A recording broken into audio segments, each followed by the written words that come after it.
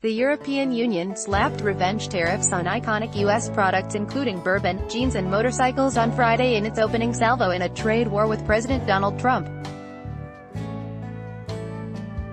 The tariffs, which took effect at midnight 2200 GMT Thursday, according to the EU's official journal, will further fuel jitters on world stock markets that are already alarmed by trade tensions between the United States and China. Customs agents across Europe's colossal market of 500 million people will now impose the duty, hiking prices on U.S.-made products in supermarkets and across factory floors. These measures are the logical consequence of the U.S. decision, French Finance Minister Bruno Le Maire told AFP.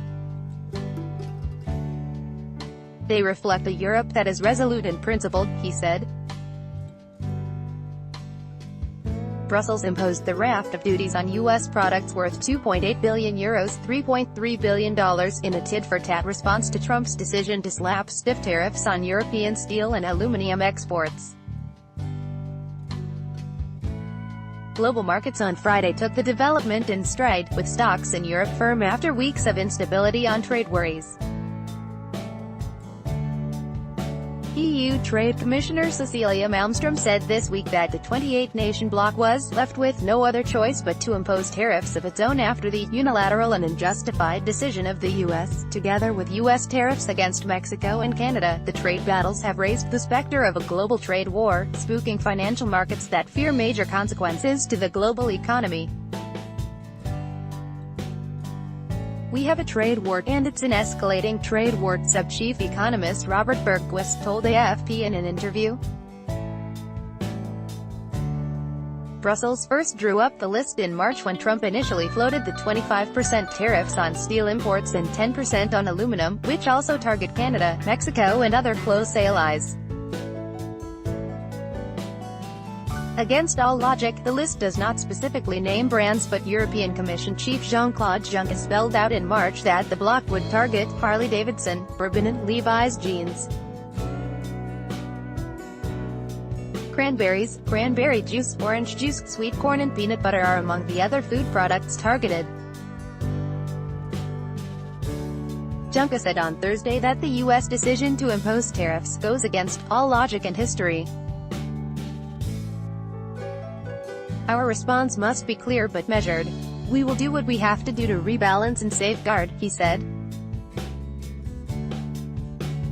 European consumers would be able to find alternatives, European Commission Vice President for Trade Jyrki Katainen said. "If we chose products like Harley-Davidson, peanut butter and bourbon, it's because there are alternatives on the market. We don't want to do anything that would harm consumers," he said on Thursday. What's more, these products will have a strong symbolic political impact. International Monetary Fund (IMF) chief Christine Lagarde warned on Thursday that trade war, as well as Brexit, were the key risks to the Eurozone economy. While she didn't see a serious, direct impact of tariff increases, it's a trend that is worrying, the breach of confidence that undermines confidence, she said on the sidelines of Eurozone minister talks in Luxembourg. Relations reach new lows. Transatlantic ties are at their lowest level for many years due to rows over a host of issues including the Paris Climate Agreement and the Iran nuclear deal. Relations plumbed new depths at the recent G7 summit when Trump abruptly rejected the joint statement and bitterly insulted his Canadian host, Prime Minister Justin Trudeau. Getty Images North America, AFP, file, Scott Olson Harley-Davidson motorbikes are among the U.S. products facing EU tariffs. Trump claimed America had been obliged to levy the metals tariffs as it has been exploited as the world's piggy bank. He is also targeting EU auto imports with a U.S. probe now underway.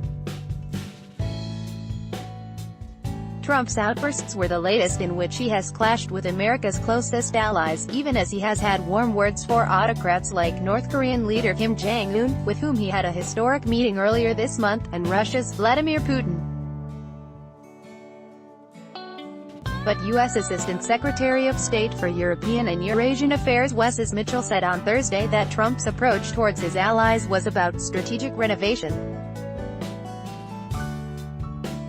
Strengthening the West means making hard decisions today when we initially disagree, rather than continuing to accept the appearance of transatlantic unity, he told the Carnegie Europe think tank in Brussels.